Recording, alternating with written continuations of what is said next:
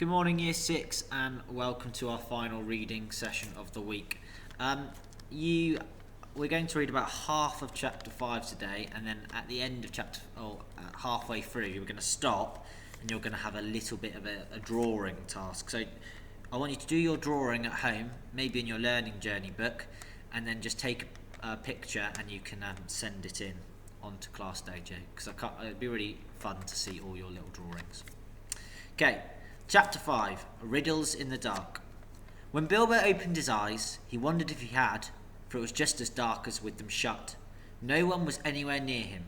Just imagine his fright. He could hear nothing, see nothing, and could feel nothing except the stone of the floor. Very slowly he got up and groped about on all fours, till he touched the wall of the tunnel, but neither up nor down he find anything. Nothing at all. No sign of goblins, no sign of dwarves. His head was swimming, and he was far from certain even of the direction they had been going in when he had his fall. He guessed as well as he could, and crawled along for a good way, till suddenly his hand met what felt like a tiny ring of cold metal lying on the floor of the tunnel. It was a turning point in his career, but he did not know it. He put the ring in his pocket almost without thinking. Certainly it did not seem of any particular use at the moment. He did not go much further, but sat down on the cold floor and gave himself up to complete miserableness for a long while. He thought of himself frying bacon and eggs in his own kitchen at home, for he could feel inside that it was high time for some meal or another, but that only made him miserabler. He could not think what to do, nor could he think what had happened, or why he had been left behind, or why, if he had been left behind, the goblins had not caught him, or even why his head was so sore. The truth was he had been lying quiet, out of sight and out of mind, in a very dark corner for a while. After some time he felt for his pipe. It was not broken, and that was something. Then he felt for his pouch, and there was some tobacco in it, and that was something more. Then he felt for matches, and he could not find any at all, and that shattered his hopes completely. Just as well for him, as he agreed when he came to his senses. Goodness knows what the striking of matches and the smell of tobacco could have brought on him, out of the dark holes in that horrible place. Still, at the moment he felt very crushed, but in slapping all his pockets and feeling all around himself for matches, his hand came on the hilt of his little sword, the dagger that he had got from the trolls, and that he had quite forgotten, nor fortunately had the goblins noticed, as he wore it inside his breeches. Now he drew it out. It shone pale and dim before his eyes. So it is an elvish blade too, he thought, and goblins are not very near, and yet not far enough. But somehow he was comforted. It was rather splendid to be wearing a blade made in Gondolin for the goblin wars of which so many songs had sung, and also he had noticed that such weapons made a great impression on goblins that came upon them suddenly. Go back, he thought. No good at all. Go sideways. Impossible. Go forward. The only thing to do. On we go. So he got up and trotted along with his little sword held in front of him, and one hand feeling the wall, and his heart all of a patter and a pitter. Now certainly Bilbo was in what we call a tight place, but you must remember it was not quite so tight for him as it would have been for me or for you. Hobbits are not quite like ordinary people, and after all, their holes are nice cheery places and properly aired, quite different from the tunnels of goblins. Still, they are more used to tunnelling than we are, and they do not easily lose their sense of direction underground, not when their heads have recovered from being bumped. Also, they can move very quietly, and hide easily, and recover wonderfully from falls and bruises, and they have a fund of wisdom and wise sayings that men have mostly never heard or have forgotten long ago. I should not have liked to have been in Mr. Baggins's place, all the same. The tunnel seemed to have no end. All he knew that was going down pretty steadily and keeping in the same direction, in spite of a twist and turn or two. There were passages leading off in every side every now and then, as he knew by the glimmer of his sword, or could feel with his hand on the wall. Of these he took no notice, except in a hurry past for fear of goblins, or half-imagined dark things coming out of them. On and on he went, and down, and still he heard no sound of anything except the occasional whir of a bat by his ears, which startled him at first, till it became too frequent to bother about. I do not know how long he kept on like this, hating to go on, not daring to stop, on, until he was tireder than tired. It seemed like all the way to tomorrow, and over it to the days beyond. Suddenly, without any warning, he trotted splash into the water. It was icy cold.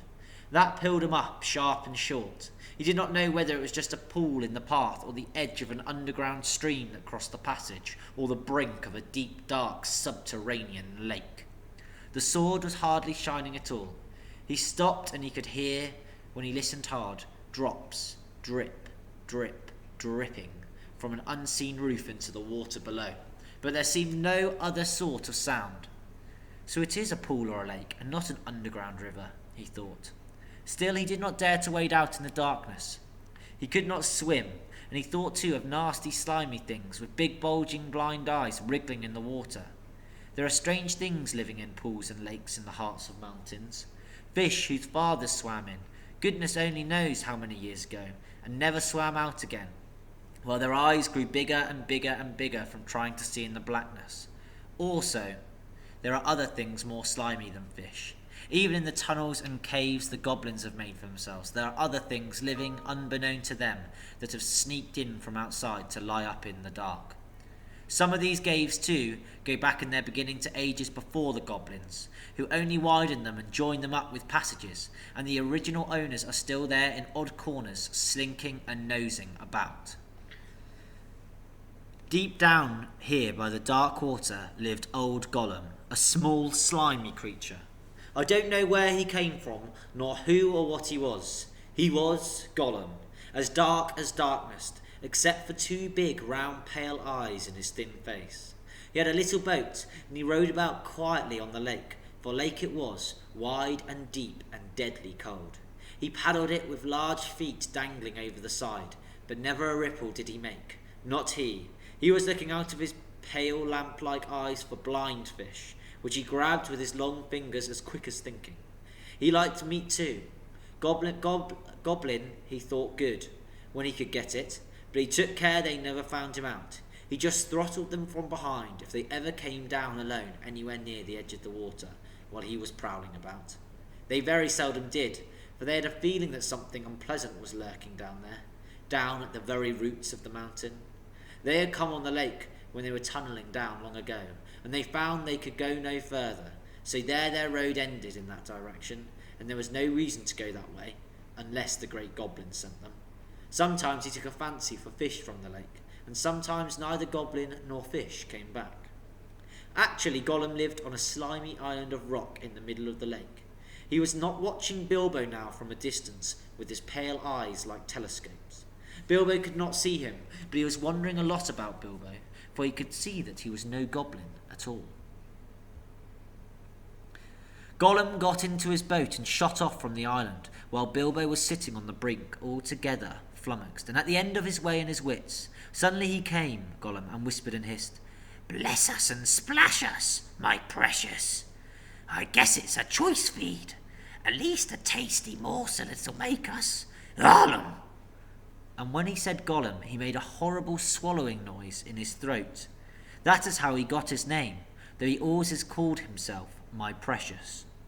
The Hobbit jumped nearly out of his skin when the hiss came in his ears, and he suddenly saw the pale eyes sticking out at him. "Who are you?" he said, thrusting his dagger in front of him. "What is he, my precious?" whispered Gollum, who always spake to himself, though never having anyone else to speak to.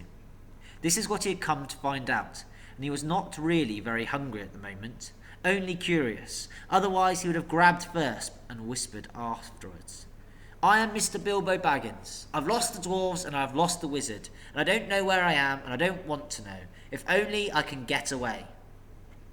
"What's he got in his hands?" said Gollum, looking at the sword, which he did not quite like. A sword, a blade, which came out of Gondolin. "Tss," said Gollum, and became very polite. "Perhaps she sits here and chats with us a bitsy, my preciouses.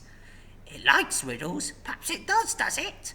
He was anxious to appear friendly, at any rate for the moment, until he found out more about the sword and the Hobbit, whether he was quite alone really, whether he was good to eat, and whether Gollum was really hungry. Riddles were all he could think of. Asking them and sometimes guessing them had been the only game he ever played with other funny creatures sitting in their holes in the long, long ago.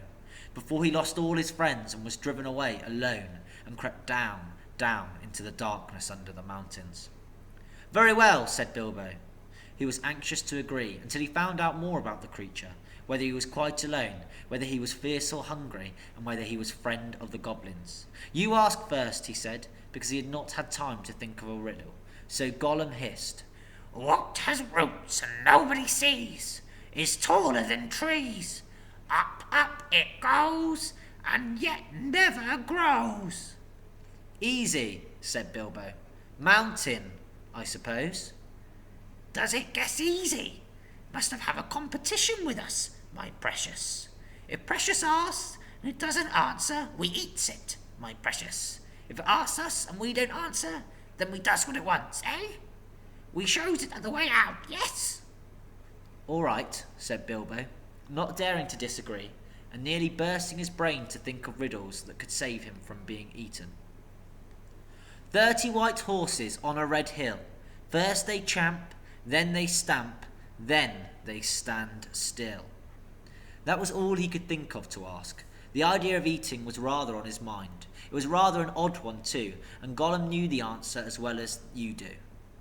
Chestnuts, chestnuts, he hissed. Teeth, teeth, my preciouses, but we only have 6. Then he asked his second. Voices it cries, wingless flutters, toothless bites, mouthless mutters. Half a moment, cried Bilbo. He was still thinking uncomfortably about eating. Fortunately, he had once heard something rather like this before, and getting his wits back, he thought of the answer. Wind. Wind, of course, he said, and he was so pleased that he made up one on the spot. This'll puzzle the nasty little underground creature, he thought. An eye in a blue face saw an eye in a green face. That eye is like to this eye, said the first eye, but in a low place, not in a high place. Said Gollum. He had been underground a long time, and was forgetting this sort of thing. But just as Bilbo was beginning to hope that the wretch could not be able to answer, Gollum brought up memory of ages and ages and ages before, when he lived with his grandmother in a hole in a bank by the river. My precious, he said. Sun on the daisies, it means, it does. But these ordinary above-ground everyday sort of riddles were tiring for him. Also, they reminded him of days when he had been less lonely and sneaky and nasty, and that put him out of temper, which is more than made him hungry. So this time he tried something a bit more difficult and a bit more unpleasant. And okay, we're going to stop there for today, and we'll find out who wins the battle of all these riddles between Gollum and Bilbo later on. Your task today is you need to go away now and you need to try and draw me a picture of what you think Gollum would look like. Remember, he had eyes like telescopes. He was a slimy creature. So I want you to go away and I want you to go and draw me a picture of what you think Gollum would look like. I'll see you next week for some more reading.